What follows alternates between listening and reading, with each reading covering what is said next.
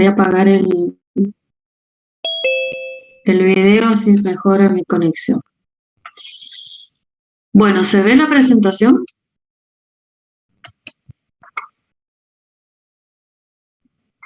Bueno, hoy lo que vamos a ver va a ser un caso clínico. Ustedes ya han visto algunos casos anteriormente. Hoy lo que vamos a ver es en realidad con una alteración en la glucemia, ¿sí? Y eso va a dar un resultado a alteraciones en otros parámetros. Bien, el caso clínico se trata de Francis, de 17 años, que es traído por sus padres a la guardia del hospital regional por presentar un fuerte dolor abdominal desde hace aproximadamente 24 horas. Están preocupados que sea apendicitis y que lo tengan que operar de urgencia porque a su hermano le pasó hace un año.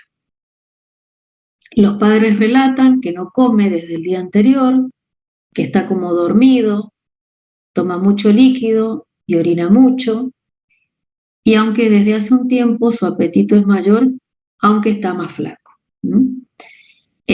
Y usted como residente es el encargado de tomar los signos vitales. Entonces le toman la tensión arterial, la frecuencia cardíaca, la temperatura, la frecuencia respiratoria y palpa su abdomen, que detalla como vientre en tabla, con defensa a la palpación por intenso dolor. Usted observa también que hay somnolencia y bueno, y el resto del examen normal. El médico de guardia decide la internación de urgencia de este paciente, ¿sí? Entonces, ¿cuál sería el motivo en realidad de consulta de este paciente? Para ustedes, ¿cuál sería? Perdón, el chat dolor abdominal. Bien, un dolor abdominal intenso, ¿sí? ¿Es agudo o crónico? Agudo, porque tiene 24 horas de evolución. Perfecto, muy bien. Bueno, entonces el motivo de consulta, muy bien, el dolor, fuerte dolor abdominal, tipo agudo. Eh, y acá los padres piensan en realidad que puede llegar a tener apendicitis, ¿no? ¿Y esto se puede correlacionar con el dolor abdominal? Sí, con el dolor abdominal sí. Bien, muy bien. ¿Y ustedes qué piensan? ¿Que es acertado lo que piensan los padres? Sí, porque por lo general el dolor de la apendicitis tiene ese comienzo brusco, agudo y bueno, es bien intenso, así que podría ser. Bueno, muy bien. Y además, ¿no es cierto? Este paciente presenta signos y síntomas que se detallan, bueno, a continuación, que es el fuerte dolor abdominal, una anorexia de 24 horas, pérdida de peso, gran apetito hace un tiempo, gran ingesta de agua, aumento de la diuresis diaria, adelgazamiento y somnolencia. Entonces, vamos a ir pensando o hipotetizando cuál sería el origen de estos signos y, bueno, y síntomas que presenta el paciente. Por ejemplo, el fuerte dolor abdominal, ¿a qué se puede deber? ¿Ustedes qué piensan? ¿Cuál sería la hipótesis? Ustedes pónganse en el lugar del médico, sí, que reciben este paciente, y bueno, ¿qué es lo que se les viene a la cabeza cuando pueden relacionar de dónde puede venir este fuerte dolor abdominal? Se podría pensar en una infección en un primer momento también podría ser. ¿Una infección a nivel de qué? Del tracto digestivo. Bueno, bien. ¿O alguien más que piense otro origen, otra causa? Un proceso inflamatorio, bien, a nivel también intestinal o abdominal.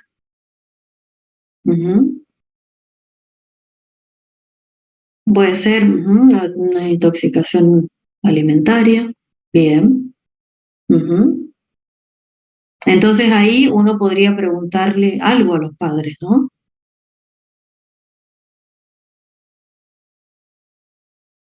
Por El ahí tema, perdón, no. habla. Sí.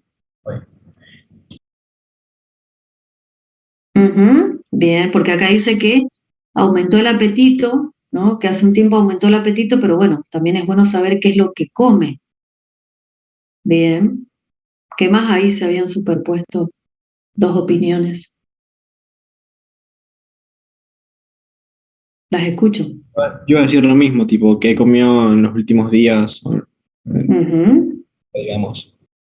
Bien, muy bien. Bueno, con respecto a la anorexia de 24 horas, ¿saben lo que es anorexia? Es la falta de apetito en general. Ujú. Bien, y acá lo importante es que dice anorexia de 24 horas, ¿sí? Porque si no, uno, si se deja llevar por el relato de los padres, donde dice que desde hace un tiempo aumentó el apetito, es como que se contradice con esta anorexia de 24 horas, ¿no? Y bueno, ¿cuál podría ser el origen o la causa de esta anorexia de 24 horas? Yo lo que busqué, profe, es que por la distensión abdominal podría llegar a haber una liberación de leptina que no le, o sea, que no le permita tener hambre, digamos. Ujú. Bueno, bien. ¿Qué más podría ser? Por el mismo dolor abdominal que coincide en el tiempo. Ujú. Bien. Bueno, ¿alguien más que quiera comentar algo? Yo pensé Bueno, algo, pero. sí, dime. Pero siento que como que lo sesgué mucho con el tema de que estamos viendo diabetes, Sí, estas cosas así. bien. Bueno, pero ¿cuál Eh, había sido tu hipótesis? no sé, yo me imaginé que, por ejemplo, si el paciente venía con muchos periodos de hiperglucemia súper aumentada, o sea, muy aumentada, eh, Ujú, capaz que eso podía generar un estímulo de liberación de somatostatina que ujú, podía generarnos en el estómago la inhibición de la secreción de grelina, por ejemplo, y eso generaría saciedad, o sea, como que en realidad no le daría hambre, pero es ujú. como resesgado, ¿no? Claro, y sí. Sí, porque ya estás poniendo como un mecanismo, ¿no? Eh, en realidad eso, estas son hipótesis desconociendo, acordate, vos te tenés que situar de que ese paciente vos lo recibís y no sabes nada más, ¿sí?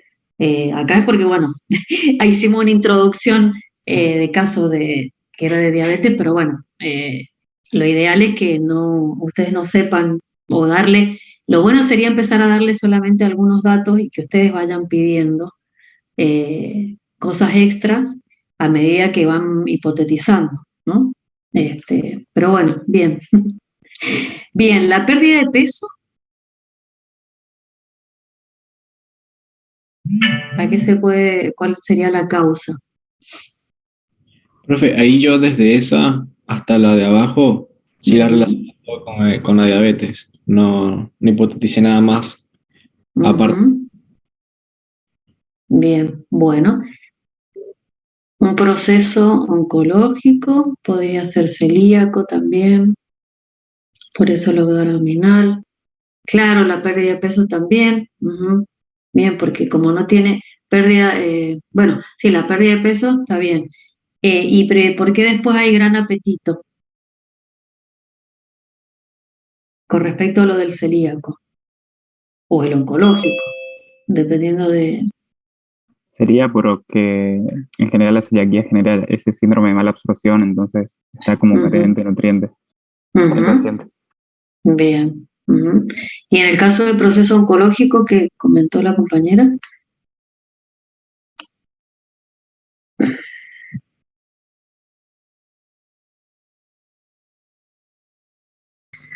Y ahí no sé si estaría tan relacionado porque generalmente cuando hay un proceso oncológico por ahí creo que el paciente no tiene deseos de ujú, consumir más comida de la que ya come, digamos. claro. Ujú. Bueno, bien. Bueno, y la gran ingesta de agua, porque tiene mucha sed. ¿A qué se Ahí puede puede? ser porque esté orinando mucho y esté perdiendo mucho líquido. Ujú. Y bueno, se activan los osmorreceptores y demás. Pero eso, como dijo Isaac, yo también lo relaciono un montón con el tema de la diabetes.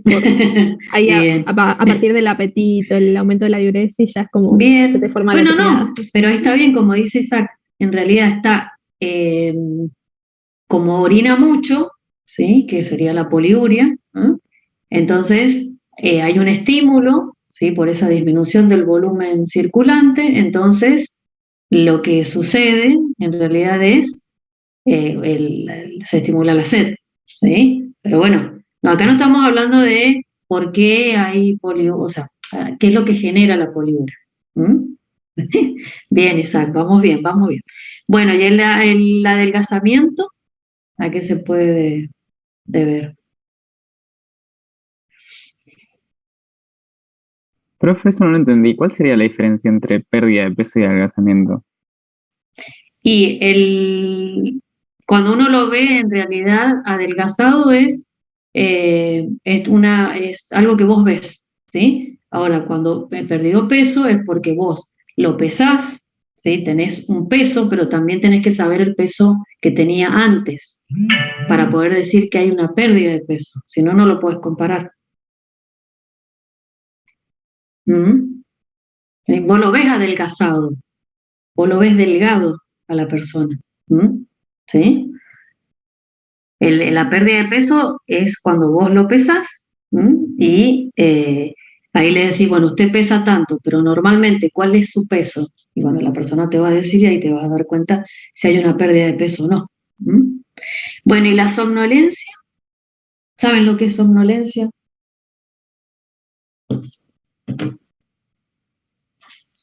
Sí, va a estar como con sueño, aturdido. Por Ujú, esto de que no ha comido bien, de la anorexia 24 horas que tiene, de lo ujú. que tiene. Bien, muy bien, perfecto. Bueno, em, entonces, para ir en realidad viendo si los papás tienen razón de que puede ser que ese dolor abdominal sea producto de una apendicitis, ¿sí? Eh, y las hipótesis que a lo mejor ustedes pueden llegar a generar con respecto a algunos de estos signos y síntomas, vamos a analizar entonces el examen físico. Vamos a ver cuáles son los datos del examen físico, que eran eh, estos que son, estos cuatro variables que se midieron, que Son son, los signos vitales. bien, los signos vitales, muy bien, es vital, ¿eh? Miren que si no se mueren. Bueno, entonces, eh, se obtienen estos valores, y necesito que me digan si están normales o no. No, está hipotenso, taquipneico, taquicárdico. Y bueno, lo que está bien sería la temperatura por ahí. Bien, ¿están todos de acuerdo?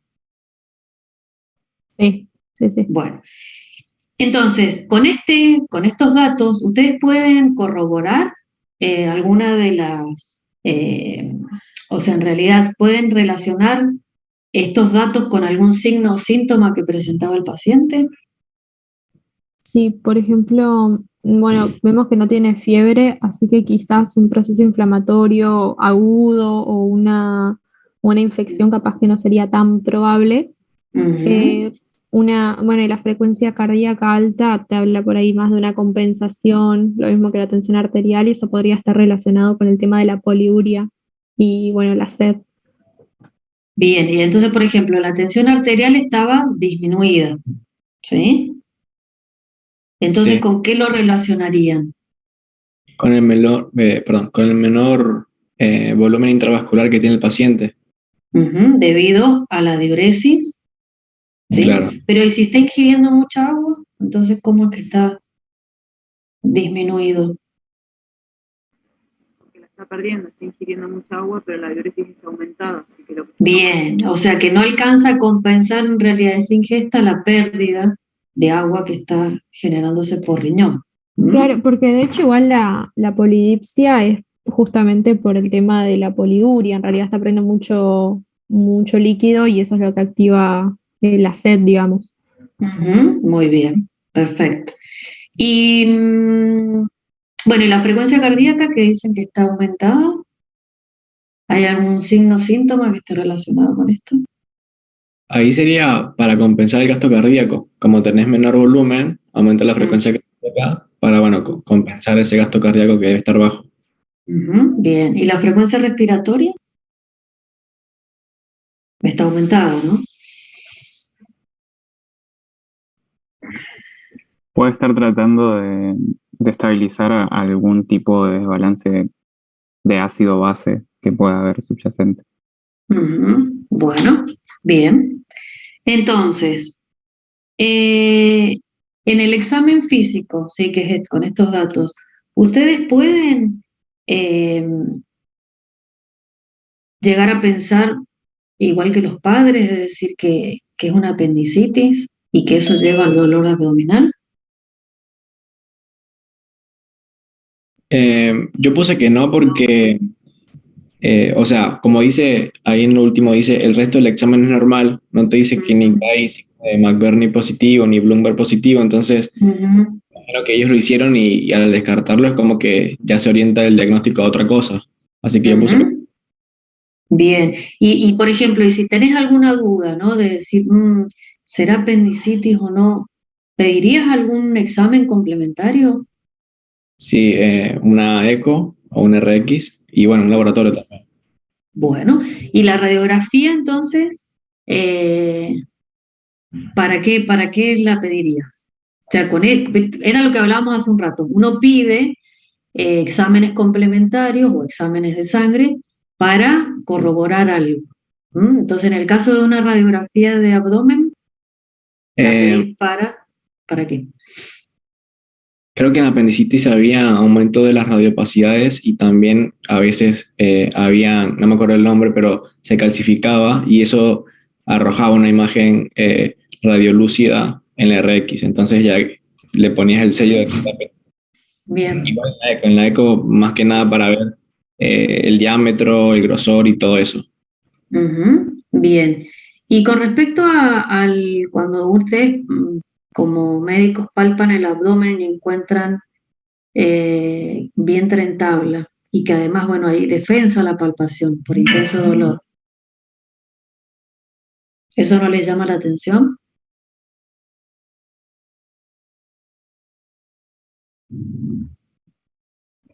Como que, o sea, llama la atención, pero no es sobre un punto específico que nos pueda dirigir directamente al apéndice. Podríamos tener un estado inflamatorio general del colon o por alguna irritación colónica, o sea, en general del abdomen.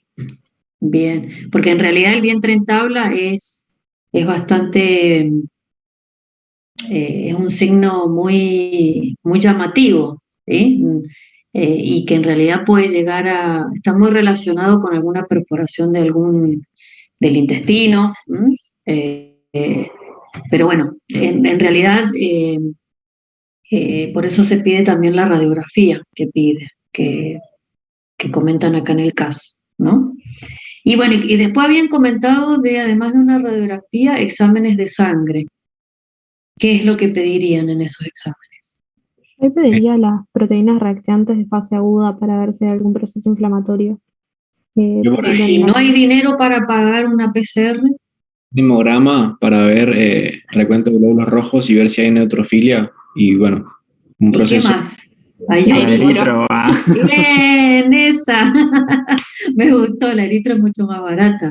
Sí, porque además utilizo directamente sangre de la extracción que yo acabo de hacer, ¿sí? Una parte se deriva para hacer el hemograma, ¿m? Y la otra es para hacer la eritro, ¿m? Sin tener que ir a determinar justamente proteínas de fase aguda, que en realidad la proteína, la PCR es la que se mide, ¿sí? Y bueno, y es muy costosa, así que bien. Bueno, acá dicen, claro, la apendicitis también presenta síntomas que él no tiene, fiebre, constipación o diarrea y vómitos. Bueno, en realidad, acuérdense que no todas las patologías son de libro. No la podemos descartar tampoco este, porque no presente alguna de las cosas que normalmente deberían estar. Ya lo van a aprender cuando se reciba.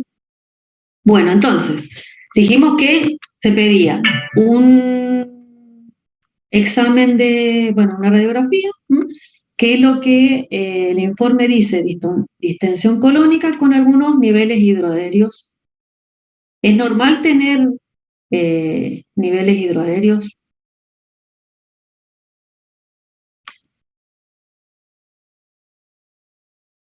¿Sí o no?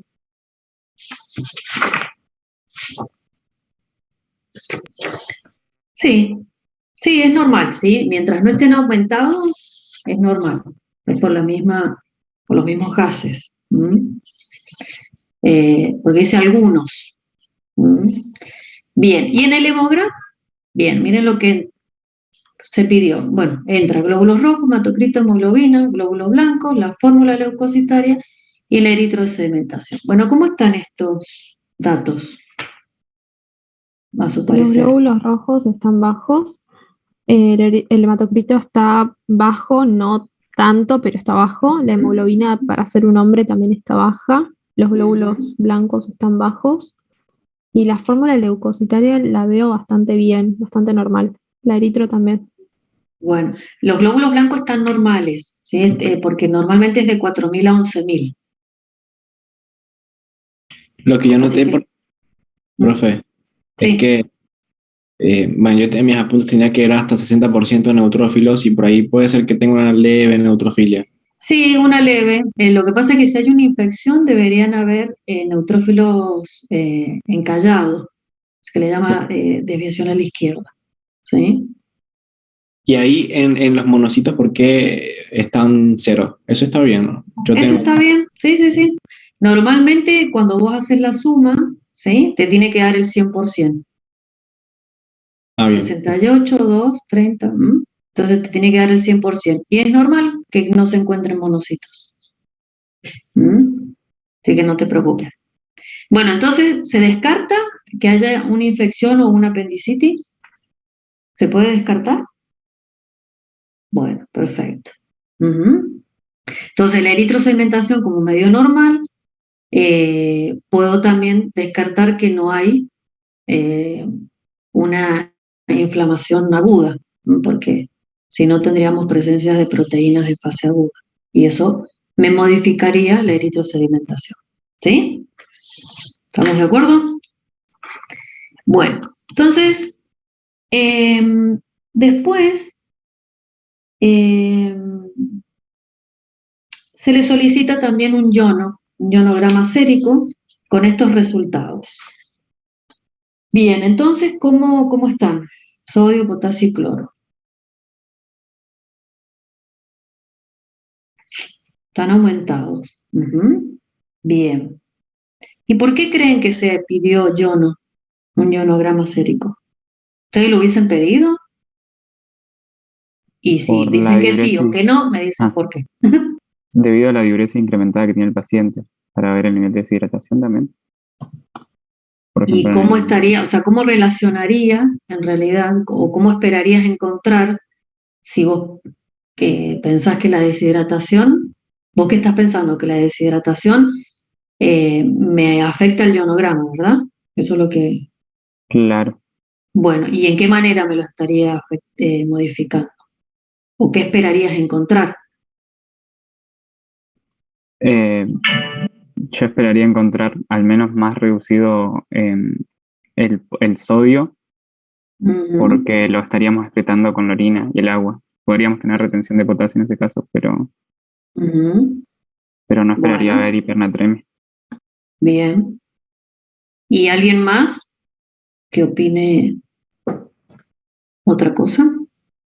Otra cosa que yo relacioné con el tema del hematocrito es que en realidad que lo que al paciente le falta es agua, digamos. Entonces también esperaría encontrarlos más disminuidos, por lo mismo que decía Isaac, pero como que tiene una hiperosmolaridad.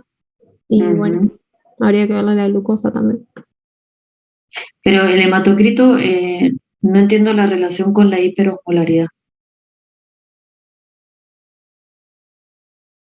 No, lo que decía es que como el hematocrito dio un poco bajo, esperaría que haya menos volumen de agua y con el agua que digamos que se vaya el sodio por la orina. Solo por eso lo relacioné, pero no sé si está bien. Pero el hematocrito es el recuento de es el porcentaje de glóbulos rojos que hay en un determinado volumen de sangre. ¿No te estás confundiendo con el sodio? No, no, por Ah, eso no, no, no. no. No, perdón, profe, estaba confundida. Perdón, perdón. Ah, si hablamos de deshidratación, ¿sí? ¿Cómo estaría el hematocrito? Acuérdense que es una relación. Estaría Claro. alto. No. ¿Cómo tendría que estar? Aumentado. Claro, porque tengo menor cantidad de plasma. Entonces, en relación me debería dar, ¿sí? Si hay una deshidratación muy severa. ¿Mm? Bueno, y con respecto al yono, entonces, me dijeron que estaban aumentados los tres. Ahí el compañero dijo que lo pidió en realidad porque pensó que, bueno, como al estar deshidratado, eso me iba a modificar el yono. ¿Y alguien más pensó otra cosa? ¿De que por qué pidieron ionograma? ¿Para qué quieren saber en realidad cómo están estos tres iones? Para ver el tema de la osmolaridad, Puede estar relacionado con el tema de el anion gap para poder después calcularlo. Sí, pero antes, porque en realidad, si vos estás pensando en el ion gap, significa que estás pensando que hay un disturbio ácido-base. Pero centrémonos nada más que en esto. ¿Qué funciones cumplen el sodio, el potasio y el cloro? ¿Son importantes? Sí, se encargan de mantener el medio intra y extracelular. O sea, mantiene el potencial de membrana y median un montón de procesos. Pero no sé. Bien. ¿Y en el caso del potasio, es más importante el potasio que el sodio? Para eso, ¿no? En el potencial de ¿Mm? membrana más importante el potasio. Bien. Ujú. La regulación Bien. celular es el sodio. Ujú. O sea que yo tengo que en realidad tratar de que el potasio, ¿sí? Vuelva a los valores normales para que no me modifique después el potencial de membrana. Y eso me va a afectar en realidad la excitabilidad del- de las células, ¿no? Especialmente el corazón. Bien, entonces, y en realidad, bueno, ya más o menos, como el compañero dijo que en realidad esperaba que el sodio estuviese disminuido en vez de alto. ¿Y el potasio por qué piensan que está alto? ¿A qué se puede deber?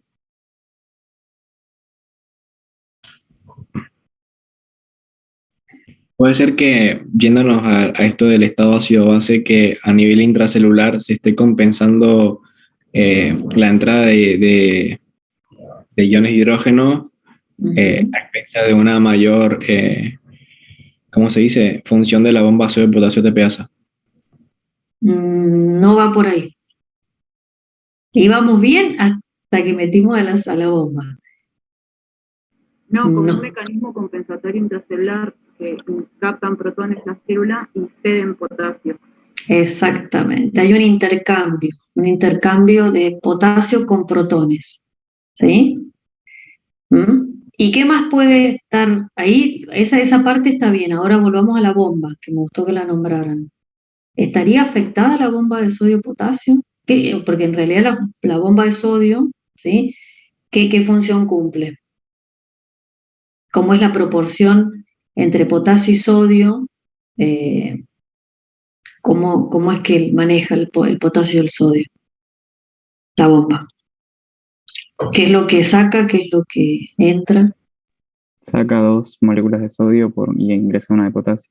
Bien, y en este caso podría estar afectada la bomba de sodio, es decir, disminuida su actividad, por lo tanto no estaría ingresando potasio, tanta cantidad. Bien, ¿y por qué piensa? Por una deficiencia Mm, energética. Y una menor producción de ATP, ¿no? de ATP, bien, puede ser. Bueno, ya lo vamos a analizar, pero bueno, queda pendiente ver cómo es por qué está afectada en realidad la actividad de la bomba. ¿Eh? Bueno, muy bien, me gusta que hayan analizado esto. Bueno, continuamos. Entonces, en realidad por el menor pH no se ve influenciada por variaciones en el pH. ¿Mm? Bien, entonces, con esto, con el ionograma, ¿ustedes pueden relacionarlo con algún signo o síntoma que presente el paciente? Con la deshidratación, porque estaría aumentada la osmolaridad. Eh, sí, estaría, y bueno, ¿y cómo lo relacionas con el yono? Ahí esa parte no la alcanzo a comprender. Porque, bueno, veíamos en prácticos anteriores que el determinante principal, no sabiendo de que este paciente tiene aumentada la glucosa, es el sodio. Ujú, Y bueno, ujú. está aumentado el sodio, estaría aumentando la osmolaridad plasmática. Y eso coincide con uno de los signos que era la mayor sed, porque eso es censado a nivel central y bueno, aquí Ujú, ujú. Bueno, bien. Bueno, es una hipótesis, muy bien. Después vamos a ver si es así, ¿sí? Son todas hipótesis. ¿Estamos? Bueno, después se le pide también amilasa en sangre, o sea, amilasemia, y tienen un valor de 90 unidades internacionales por litro. Como es una enzima, se expresa de esa manera.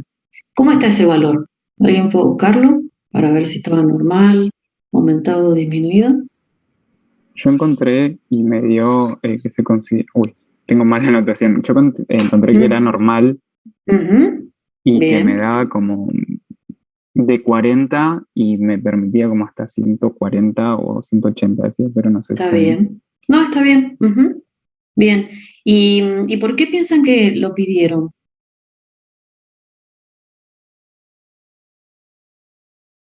¿Esta enzima dónde se Para encuentra? evaluar la función pancreática puede ser Bien, pero ¿cuál? ¿Cuál función exócrine. pancreas? Ajá. ¿Y por qué piensan que la pidieron? Para descartar una pancreatitis.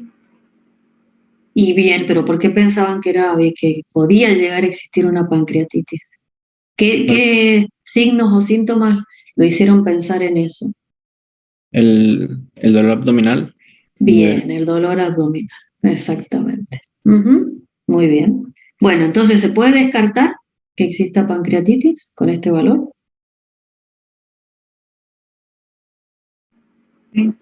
Sí, bien, porque dio normal. Entonces, el páncreas exócrino está bien. Profe, perdón, ¿cuál era el valor normal? Porque yo había encontrado de 0 a 100 y el compañero dijo otro. Es que depende, se acuerdan de cada laboratorio. ¿Mm? Ah, Sí, no te preocupes, el valor está normal. listo. No, así que no hay problema. En realidad es menor a 120, pero bueno, ahí el compañero lo encontró hasta 180. Pero bueno, depende de- del laboratorio. Después les iba a pasar me parece que se los pasó la otra vez Lore Gallegos, un link de infobioquímica.com donde ustedes pueden entrar y es de un laboratorio donde ahí ustedes pueden revisar todos los datos y los valores normales para cada una de las determinaciones, por si tienen alguna duda. No sé si se acuerdan o sea, ¿ella se los pasó o no? Sí, lo mencionó en algunos teóricos. Bueno, es Ah, www.infobioquímica. Después si no se los doy cuando terminemos la clase. Eh, Así ustedes ya tienen algo de referencia para poder consultar. Bueno, entonces, continuamos. Y le piden uremia. ¿Y cómo le da el valor? yo encontré que el valor era 10,50, así que estaría sobre el margen Ujú. superior. Bien, bueno, pero está normal, ¿sí? ¿Y por qué piensan que lo pidieron? Para evaluar la función renal de alguna forma o el Bien, metabolismo de sí, proteínas. también, ajá. Bien, porque tiene pérdida de peso este chico, ¿no? Pero en realidad, para poder evaluar, ¿sí? Como comentaste, la función renal, ¿Hay otro parámetro que se podría utilizar? La creatinina La plasmática. creatinina, claro, La creatinina. Bien, ¿por qué? ¿Por qué no usaríamos uremia en este caso? por la gran Porque la capacidad puedo de filtrado utilizar, que ¿no? tiene Eh, y mm, reabsorción. bien, bien. En realidad porque este parámetro se ve influenciado por la dieta. ¿M? Bien, porque depende de la dieta. ¿M? Y también del estado de hidratación del paciente. Que no así la creatinina no se ve modificado por eso. ¿M? ¿Sí?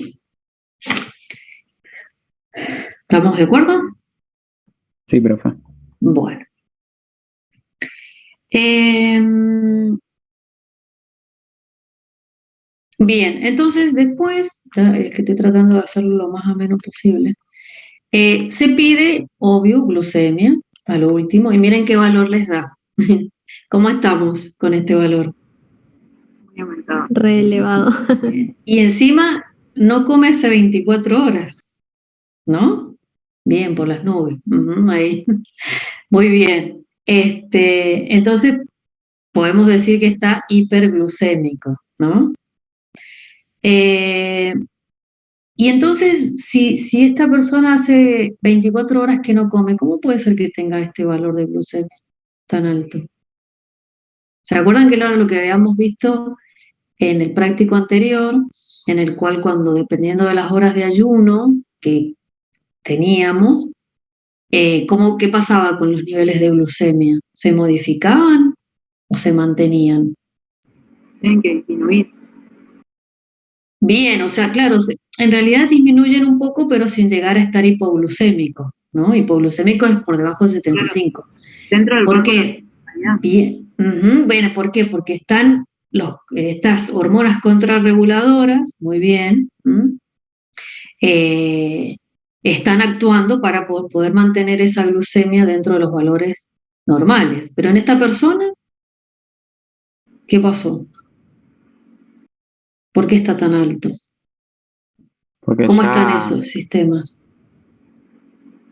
Porque no hay una secreción adecuada de insulina. Bien, exacto. Y está aumentado entonces acá todos aquellos procesos en realidad que me van a aportar glucosa al torrente sanguíneo, ¿sí? Porque, ¿qué pasa si no hay insulina? no O se puede hay... utilizar la glucosa que está en plasma por Ujú, los tejidos sensibles. Pero bien.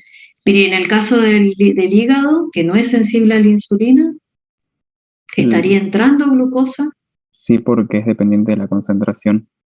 No, pero no, porque El- depende de la insulina también para activar la exoquinasa, para que pase glucosa. Exactamente, muy bien. O sea, bien, o sea que no se va a generar en realidad un gradiente, ¿no? Para que pueda ingresar esa glucosa. Entonces, en realidad ahí empieza a actuar bueno, es como ahí, comenta Isaac, que el índice de insulina-glucagón se ve modificado, y empieza en realidad todos aquellos procesos como la gluconeogénesis, ¿qué más? Glucogenólisis, lipólisis. Lipólisis, bien, que en realidad lo que van a generar es mantener la glucemia o aumentarla, según Aumentarla. lo que está, aumentar, aumentarla mucho más, es decir, eh, llevarla a niveles que no son los fisiológicos, ¿no? Porque este nivel de glucemia no es normal. ¿Mm? Muy Otra bien, cosa también, profe, es, sí. capaz que no lo estamos viendo directamente, pero Ujú. eh, que con la disminución de la insulina vamos a tener activados los procesos de proteólisis, pero también de lipólisis, y el aumento de Ujú. ácidos grasos libres también va a competir por las vías metabólicas y va a aumentar la glucosa porque no permite que, o sea, no permite que los tejidos utilicen esta glucosa, entonces eso también como que aporta una mayor glucemia, como que se forma un Claro, ciclo. exactamente. Bien. Y eso que acabas de comentar, ¿dónde se produce esto? O sea, tenemos la lipólisis, que ¿qué significa lipólisis?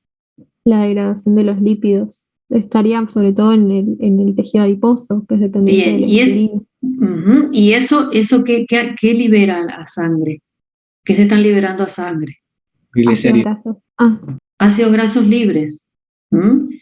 Que son utilizados por el hígado y por el músculo para obtener energía, ¿no? Esos ácidos grasos libres en el hígado, ¿qué ciclo van a seguir para producir energía? El de la beta-oxidación y la formación de cuerpos cetónicos. Bien, en realidad la beta-oxidación, ¿sí? La beta-oxidación, lo que voy a obtener es ATP, ¿no? Pero ¿qué pasa cuando hay mucha producción de ácidos grasos libres? Se sobrecarga esa beta-oxidación, o sea, hay mayor cantidad de producción de ácidos grasos libres que no entran en la beta-oxidación y ahí es cuando se producen los cuerpos cetónicos, ¿sí? ¿Mm? O sea, no da abasto la beta-oxidación para degradar o metabolizar esos ácidos grasos, entonces se deriva una parte a la producción de los cuerpos cetónicos. ¿Se acuerdan el nombre de los cuerpos cetónicos? ¿Cuáles eran? El alfa-acetoácido y aceto butírico, creo, no me acuerdo. El 3-beta hidroxi butirato, está bien, el acetato y la acetona. Muy bien, ahí probamos bioquímica. Bueno, entonces, bueno, ya vamos a hablar de un ratito de eso. Ahora le piden también hemoglobina glicosilada. ¿Cómo está este valor? ¿Se acuerdan de los valores normales que vimos el práctico pasado? Aumentada Bien, ¿y esto qué nos da una idea de qué? de la De exposición que viene hace tiempo. ¿Que viene hace tiempo qué? en estado hiperglucémico. Ujú. Muy bien, ¿sí? Buenísimo. O sea que hubieron hiperglucemias previas. Bueno, muy bien. Entonces, tenemos también el examen de orina. ¿Cómo está este examen de orina? ¿Se acuerdan más o menos cómo era un examen de orina normal? Sí, la densidad está normal, el pH también, la cetonuria no y la glucosuria no, porque no deberían estar en orina, y leucocitos en lo posible tampoco, o sea, ver uno quizás por campo puede ser, pero en este caso quizás estamos en una lesión por la glucosuria. Bien, no, es normal, los leucocitos de 1 a 2 por campo es normal. Y la densidad, bueno, como decía, es normal, pero ¿está El color alta ámbar. o disminuida? Perdón. ¿Cómo está la densidad? Levemente elevada. Está elevada, ¿sí? Bien, ¿y por qué se debe? ¿A qué se debe la densidad aumentada? A la presencia de glucosa y de los cuerpos cetónicos que hay. Bien, más por la glucosa. ¿El color ámbar es normal? No, tendría que estar amarillo claro. Significa que está muy concentrada. Pero si está concentrada se debe a que tiene menor cantidad de agua. Y acá estamos orinando mucho. Hay una diuresis. Color ámbar está bien, ¿sí? No te preocupes, ¿sí? El pH está dentro del rango normal, pero ¿qué significa un pH 5? Ácido. Bien, es ácido. Bien. Y bueno, ¿y normalmente se encuentran cuerpos cetónicos y glucosa en orina? No. Bueno, muy bien. Entonces esto nos está dando una idea ¿de qué? En el caso de la cetonuria. En ambos casos de que se sobrepasó el umbral renal y se deja de reabsorber, se comienza a filtrar más, por ende excreta más. Bien. ¿Y el pH de 5? ¿Por qué está ácido? Eso se va a relacionar con la cetonuria por el hecho de los cuerpos estos ácidos cetónicos. Bien, o sea que en realidad tenemos mucha carga ácida, protones, ¿sí? Que provienen de estos cuerpos cetónicos. Por eso son ácidos, ¿sí? Bien, bueno. Entonces, se le pide por también gases en sangre. ¿Y por qué se le habrá pedido gases en sangre? ya que nos empieza, o que empezamos a hipotetizar. Una Porque cetosis. perdón, porque gases en sangre es sacar sangre de arteria, ya es invasivo. ¿M? Entonces, me comentabas. Claro, ahí ya estarían hipotetizando que tiene una cetoacidosis diabética. Ujú. Entonces, podría haber un disturbio a nivel ácido-base, ¿no? Bien, y entonces, ¿cómo están estos datos? ¿Cómo está el pH? El Bajo, pH arterial, normalmente, vamos a hablar de los valores normales. de ¿Cuál sería? 7,35 a 7,45. Acá Bien, estaríamos por ¿y debajo. acá cómo lo tenemos? Disminuido. Bien, está por debajo del valor de 7,35, ¿no? La PO2, Está normal. ¿cuál es el valor, el rango más o menos normal? 80, 100, ¿Cómo? No te de escuché. 80 a 100. Sí, 85. ¿La PCO2 cómo está? Está disminuido. Bueno, ¿cuál sería el valor o el rango normal? De 45. De 35 a 45, muy bien. ¿El bicarbonato? también está disminuido. Está disminuido, bien. ¿Rango normal? De 22 a 27 lo tengo yo, pero busqué un montón. Y De cambia. 22 a 26. 22 a 26 mil equivalentes. ¿Y el exceso de bases? Está re negativo. ¿Y qué Está, significa? está con una reacidosis el muchacho. ¿Qué significa eso? Que cuando habla de exceso de bases negativo, ¿qué Hay un significa? déficit. Hay un déficit de base. Un déficit de bases, es decir, que se están consumiendo bases, ¿eh? Para compensar en realidad el aumento en realidad para amortiguar los protones, los ácidos que están produciéndose. Bueno, entonces, no me acuerdo si me salté algo. Por Dios, díganme, porque esto he tratado de hacerlo, no ir paso por paso así tan... Bueno, entonces, vamos a verificar, ¿sí? Ah, bueno, acá está lo que les quería mostrar. Esto lo saqué del Silverstone, pero en inglés. Ustedes lo pueden conseguir en castellano. Eh, Nosotros, en este caso, este chico, ¿sí? ¿Qué es lo que tiene? ¿Qué piensan que tiene? ¿Cuál sería su diagnóstico presuntivo? Diabetes tipo 1. Ujú, diabetes tipo 1. Entonces, si él come, ¿sí? Van a aumentar tanto los ácidos grasos, la glucosa y los aminoácidos, pero ¿qué va a pasar si no tenemos insulina, que no se libera insulina?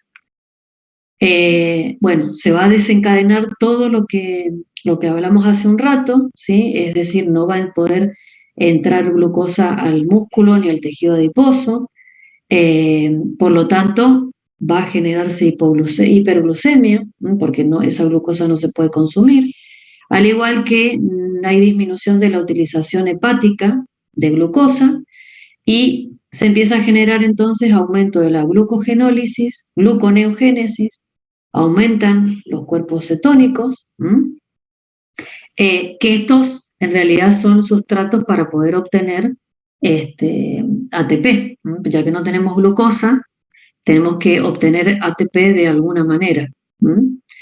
Eh, bueno, y eh, bueno, en realidad, ¿por qué se produce la polifagia? Es decir, el aumento del apetito.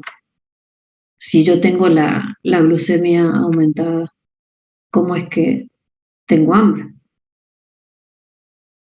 Yo por lo que encontré que decía 3Rs, no lo explicaba muy bien, solamente, o sea, lo hacía como muy teleológico y decía como que las células donde no se podían alimentar, decía 3Rs, enviaban señales a los centros superiores de hambre, pero no encontré una explicación más molecular.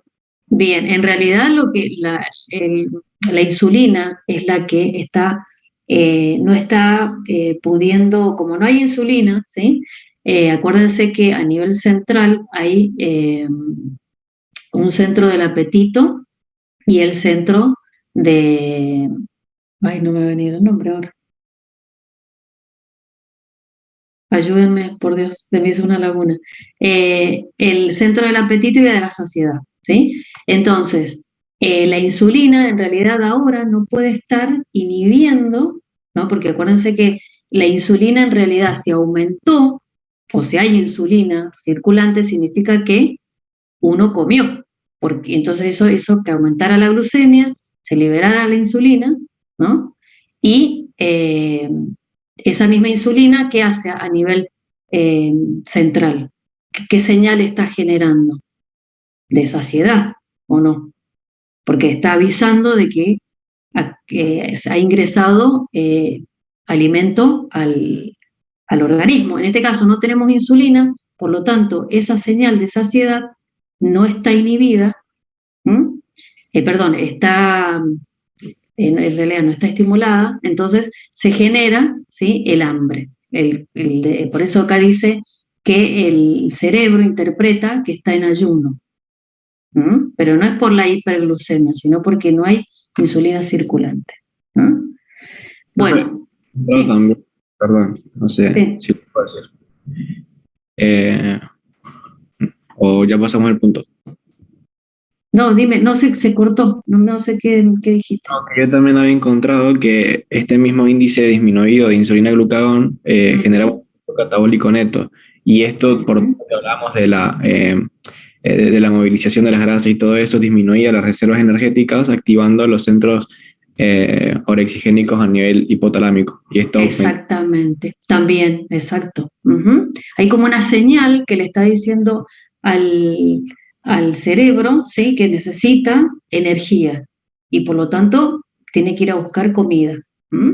Por eso le da hambre. ¿Está muy bien? Eh, bueno, entonces esta hiperglucemia, ¿qué va a suceder? A nivel renal, ¿qué pasa? Se saturan los transportadores, por lo tanto aparece glucosa en orina y esa glucosa en orina genera una diuresis osmótica que se traduce en poliuria. Y como hay eliminación de un volumen muy grande de orina, bueno, con agua, se produce la deshidratación, ¿sí? Y esa deshidratación genera una disminución del volumen, ¿sí?, Eh, circulante, y esto genera también una disminución de la presión, que era lo que vimos, uno de los signos, que la tensión arterial estaba disminuida. Y esto tiene que ser, bueno, es censado, ¿no? Y cuál sería la respuesta para poder aumentar esa presión arterial. Se promueve la actividad del sistema nervioso simpático y va a aumentar la frecuencia cardíaca y la vasoconstricción periférica. Bien, bien. ¿Y acá cómo lo podemos relacionar a eso, que hay aumento del gasto cardíaco? ¿Con qué signo se correlaciona? con la Con el aumento de taquicardia. Bien, con la taquicardia. ¿Sí? Muy bien. Bien, esta deshidratación, ¿sí? Bueno, genera aumento de la osmolaridad y es sensado por los homorreceptores, que lo que generan es estimulación de la sed y el aumento de la antidiurética. Y bueno, entonces, ¿cuál sería la triada en realidad? Que era lo que habíamos hablado la vez pasada. La poliuria, la polidipsia y la polifagia. Muy bien, perfecto. Bien. Bueno, los cuerpos cetónicos, ¿sí? La alta producción de cuerpos cetónicos lleva a una cetoacidosis, por lo tanto, ¿esta acidosis es metabólica o respiratoria? Metabólica, ¿Por qué? porque el bicarbonato. Bien, exacto. Ahora en un ratito lo vamos a ver con la fórmula. Y esta acidosis metabólica, ¿qué genera? La taquipnea. Bien. ¿Y lo vemos? Aumento de la frecuencia respiratoria, se ve, ¿no? Es uno de los signos. Perfecto. Bueno, ¿dudas de esto? Entonces, ahí les dice, bueno, esta es la ecuación de Henderson-Hasselbalch, donde tenemos un componente metabólico, que es el numerador, y un componente respiratorio. Entonces, quiero que me calculen, quiero que corroboren ese pH 7,3, a ver si está bien o estamos alejados de ese valor, reemplazando los datos que tenemos acá en esta fórmula. A ver qué valor les da. ¿Tienen para sacar cuentas?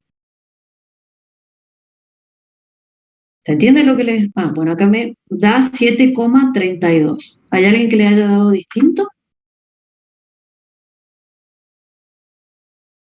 A mí me dio igual. Bueno, perfecto. Entonces, ¿qué significa que les haya dado 7 con... O sea, ¿qué concluyen? ¿Qué pueden decir de este pH que acaba de dar el gasómetro? Que sí hay una... Debajo del rango normal. O sea, sí habría acidosis, perdón. O sea, que en realidad, bueno, hay una acidosis, ¿sí? Muy bien. ¿Y a qué se debe esa acidosis? A la disminución del bicarbonato. Bien, acá tenemos, espera que voy a buscar una pluma. Acá vemos, si observamos el bicarbonato, ustedes me dijeron que estaba disminuido. Bien, entonces, si esto está disminuido, hay una relación directa con el pH, ¿o no? En esta ecuación. O sea que estaría disminuido el pH, ¿no? Que es lo que observo acá.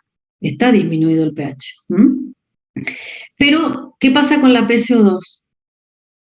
Debería figurar aumentada, pero nosotros la tenemos disminuida en la gaso por el hecho de que el paciente ya está tratando de controlar eso con la taquipnea. Bien, o sea, que, a ver, volveme a repetir lo que habías dicho hace un ratito. O sea, según la fórmula, como la PCO2 es inversamente proporcional al pH, esperaríamos que si tenemos un pH bajo, tendríamos que tener una presión de CO2 alta. Alta, exacto. Pero en este caso no la tenemos. Claro, por la respiración aumentada, la frecuencia respiratoria aumentada. Bien, entonces, bueno, acá en realidad lo tenemos, según esto, lo tenemos disminuido. Esperen que quiero borrar acá. Entonces, en realidad, ¿qué significa? ¿Que está compensando o no? Sí. Bueno, entonces para poder entender esto, ¿ustedes hicieron en algún momento en los gráficos de Davenport o no? ¿En algún práctico? Lo vi para este TPR por primera vez, casi me mató. No, pero ¿no lo vieron el año pasado?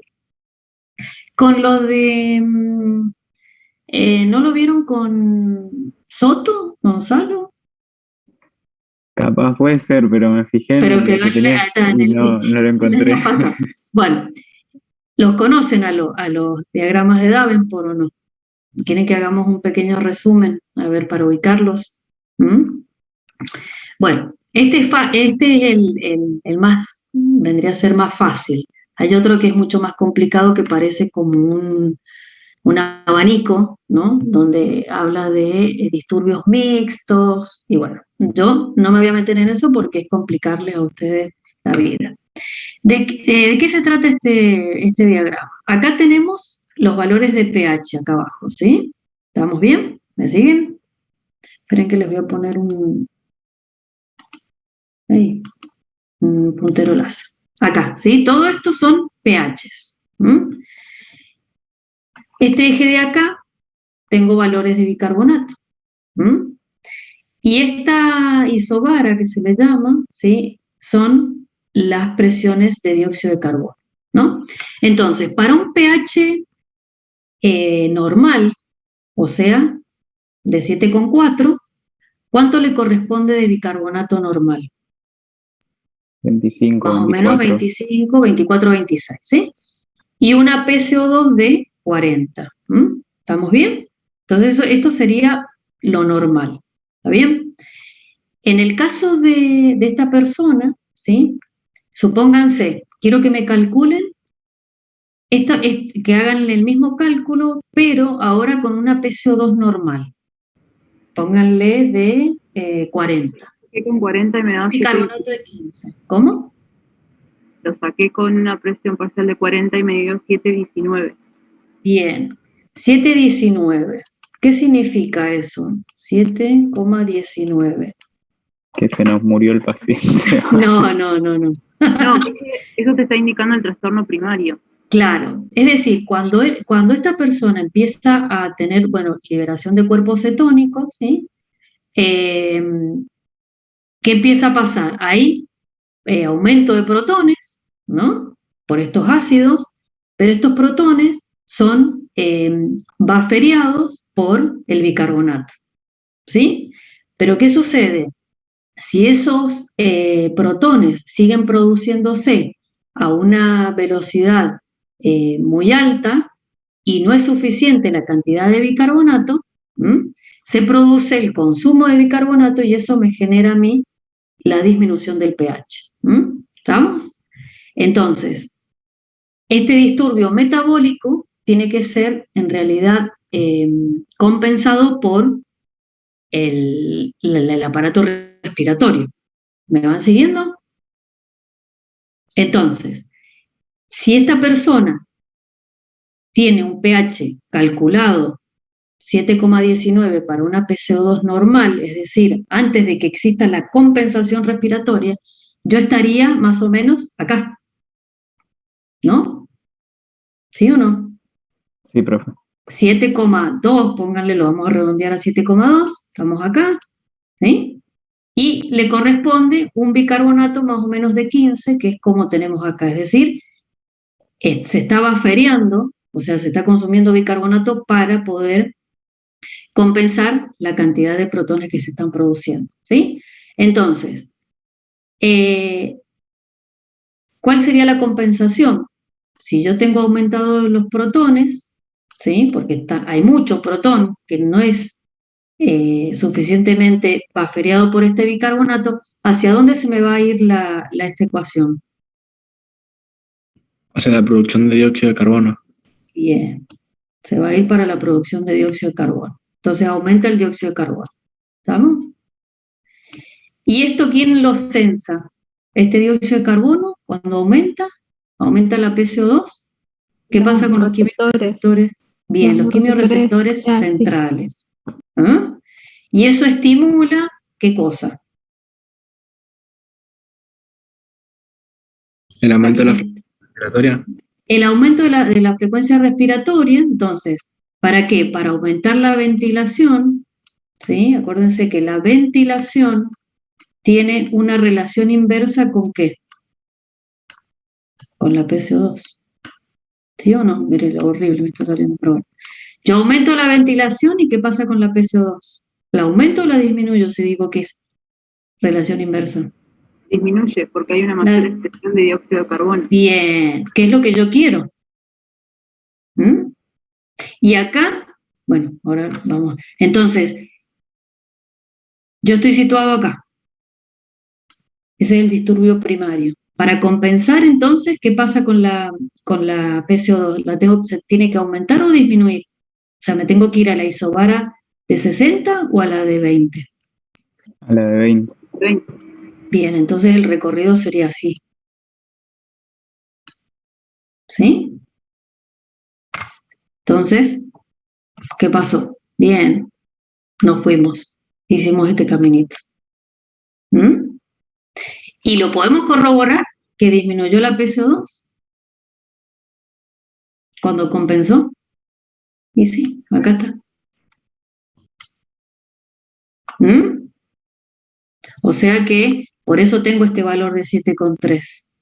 ¿Por qué? Porque yo estaba primero acá, empecé a compensar y cuando empezó a compensar empezó a aumentar el pH tratar de irse al pH de normal, con un aumento de la ventilación, que eso me conlleva a una disminución de la PCO2. ¿Me siguieron o los confundí? ¿Se entendió? Entendido, profe, bastante.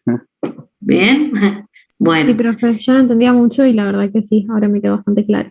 bueno. Este es el modelo de Davenport más fácil, donde divide, dependiendo del pH, del valor de pH, si tenemos un pH menor a 7,4, es decir, para allá, estamos en una acidosis. ¿Sí? Y si tenemos un pH mayor a 7,4, decimos que estamos en una alcalosis. Ahora, ¿cuándo vamos a saber si el disturbio es metabólico o respiratorio? Dependiendo de qué. Tendríamos que trazar sobre la línea 25 del bicarbonato, hacia arriba y hacia Ajá. abajo, Bien. y eso nos permitiría evaluar si tenemos, por ejemplo, una acidosis y tenemos niveles altos de bicarbonato, no estaríamos en una acidosis metabólica, sino que sería respiratoria. Bueno, ahí depende, claro. eh, eh, Depende también de qué tomas y también las PCO2. Porque en realidad, esto que está acá, el bicarbonato, es lo que te va a dar el componente metabólico. Y lo que está acá te va a dar el componente respiratorio. Si vos tenés una acidosis respiratoria, ¿cuál va a ser tu disturbio primario? El aumento de la PCO2. Esto, exactamente. Entonces, acá estaríamos en esto. O sea que el, el, el, el pH en realidad se vería afectado por la PCO2 y no por el bicarbonato. Bueno, pero no los quiero marear ahora que por lo menos entendieron este gráfico, en este caso, ¿no? ¿Sí? Vamos a borrar acá. Ya después en la clase de consulta podemos sacar más dudas de los disturbios. ¿Mm? Ahora estamos en una acidosis metabólica, ¿sí? Producto de el aumento uy, de cuerpos cetónicos. Bueno, acá también les di un poquito de otros orígenes, ¿no? Que pueden causar acidosis metabólica. Bueno, ¿y cómo estaría el pH intracelular? Si yo tengo una acidosis metabólica, la célula puede cumplir función de buffer. Eso se correlaciona con el ionograma, con Ujú, el hecho de que tuviéramos aumentado el potasio. ujú. Bueno, Estaría más disminuido en el pH intracelular. estaría disminuido, pero también tenemos buffers intracelulares que amortiguarían esa variación de pH. Ahora tenemos las proteínas, los fosfatos, ¿m? Que pueden amortiguar esa entrada de protones, ¿sí? Bien, ¿y la insulina tiene algún efecto sobre el potasio? ¿Sobre estos niveles de potasio? ¿Podría llegar a tener una influencia? Además de la Eh, acidosis, ¿no?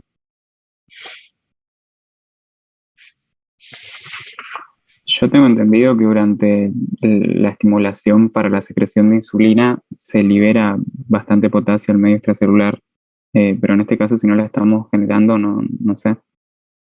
Mm, Bueno, acá viene la relación con la bomba de sodio-potasio. En realidad, la insulina estimula la actividad de la bomba de sodio-potasio, ¿sí? Y en el caso de un déficit de insulina, entonces, ¿cómo estaría esta bomba? ¿Cómo estaría la actividad? Disminuida. Disminuida, no anulada, sino disminuida. Entonces, no estaría ingresando la correcta cantidad de potasio dentro de la célula, entonces se estaría acumulando afuera en el LEC, sumado al intercambio que hay de protones con el potasio. Una vez que a esta persona, entonces, en realidad, ¿qué habría que indicarle? ¿Hipoglucemiantes orales o insulina? Insulina. Insulina. Insulina, bien, porque es insulino dependiente. ¿Mm? Y entonces, ¿a quién lo derivarían? A un diabetólogo. Bien, un endocrinólogo, diabetólogo. Ujú.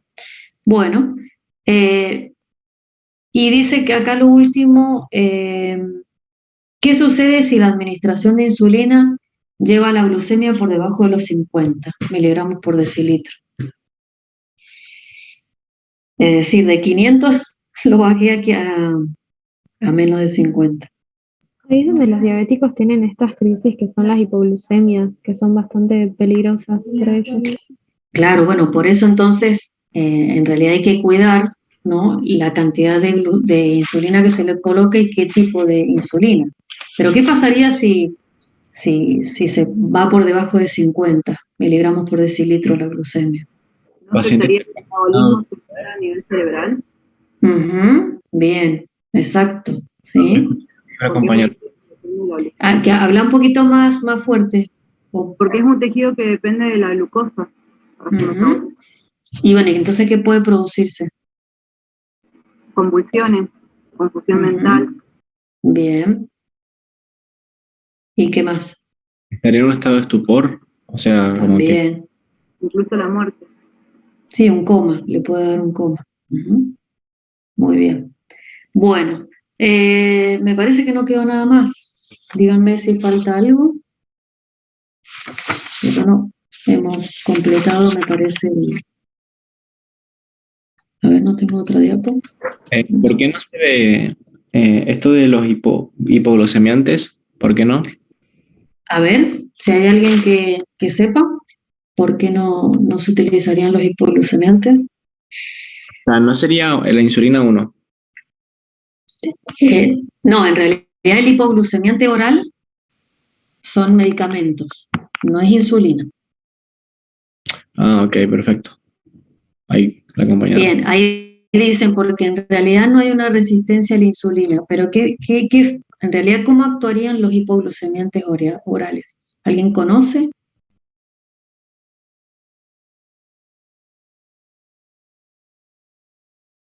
¿No? Desconozco, profesional. Igual algo que por ahí me hace pensar en que no necesitaría hipoglucemiantes es porque si tuviéramos un hipoglucemiante estaríamos como tratando una de las cosas que tiene el paciente, que es la hiperglucemia, pero en realidad lo que estamos viendo es que necesita la insulina para otros procesos. O sea, la insulina no está solamente, o sea, si bien está involucrada en el tema de la glucemia, hay muchas otras cosas a nivel central, que son las que veíamos de la regulación del apetito y demás. Ujú. Bien, porque en realidad depende el hipoglucemiante, se utiliza para los que son diabéticos que en realidad tienen insulina, ¿sí? Pero tienen una déficit de insulina. Entonces lo que tengo que aportarle a él es esa hormona que le está faltando, no medicamentos que ayuden a la acción de la insulina. ¿Se entiende la diferencia? Sí, Acá perfecto. la compañera dice, inhiben la glucogenólisis y algunos estimulan la secreción de insulina. Exacto. Dependiendo actúan a distintos niveles. ¿Sí? Bueno, seguro que si yo le mido insulina en plasma, me va a dar valores muy bajos, casi nulos a lo mejor en este paciente. En cambio, en un paciente que tiene producción suficiente de insulina, me va a dar alta. Lo que pasa es que no está pudiendo ejercer su efecto. En este caso que tenemos toda la triada, tenemos los síntomas y el valor de glucemia, ¿es necesario igualmente para el diagnóstico medir el valor de insulina? ¿O ya con todo lo otro ya lo certificamos? No, ya con todo lo otro ya es suficiente. Sí, sí, no es suficiente. Además, la edad del paciente, ¿sí? Los signos que presenta, delgadez, en realidad Todo el contexto clínico.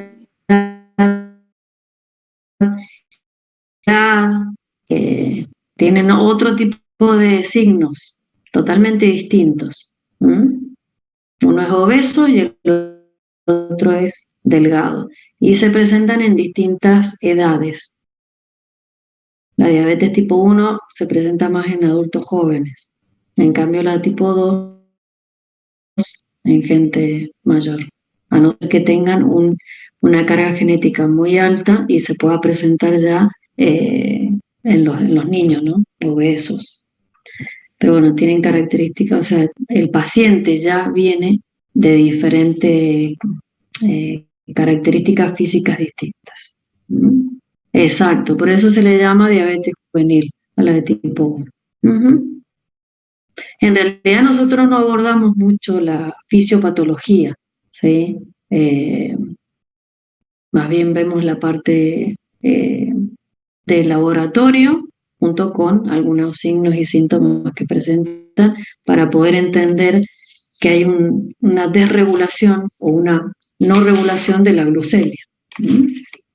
Bueno, ¿les quedaron algunas dudas? Espero haber Ahora sido no. clara. Ah, bueno, espero que hayan entendido lo del diagrama de Davenport. Es cuestión de sentarse y hacerlo. Si no, cualquier